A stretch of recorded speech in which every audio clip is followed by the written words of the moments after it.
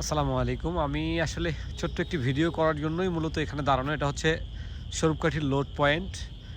আপনি সুন্দরবন কুরিয়ার সার্ভিসের জাস্ট এই যে নদীর সাইডটা যেটা লোড পয়েন্ট, এখান থেকে আসলে গাছ, বিশেষ করে গাছ, বিভিন্ন মালামাল ট্রাকে করে লোড করা হয়। আসলে যদিও মুহূর্তটা ছিল একেবারে মাগরিবের আজানের কিছুক্ষণ পরে, এবং মুহূর্তটা আমার কাছে এখানে খুব ভালো লাগতেছিল দেখতে।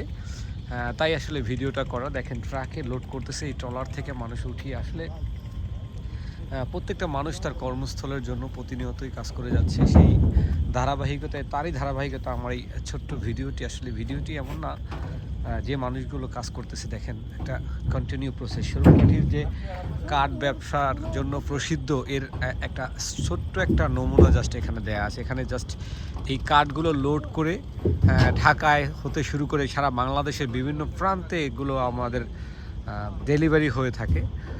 যদিও এই কাঠগুলো কার বা কাদের জন্য নিচ্ছে, কোথায় যাচ্ছে, এই ইনফরমেশনগুলো আসলে আমি আপনাদের দিতে পারছি না।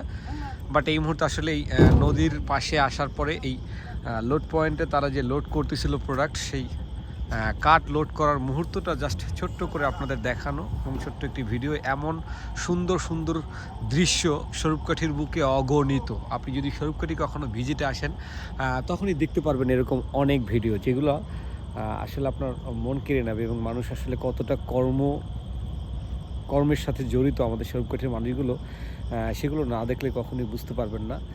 তারই ধারাবাহিকতায় আমার এই ছোট্ট ভিডিওটি করা। দেখতে থাকুন।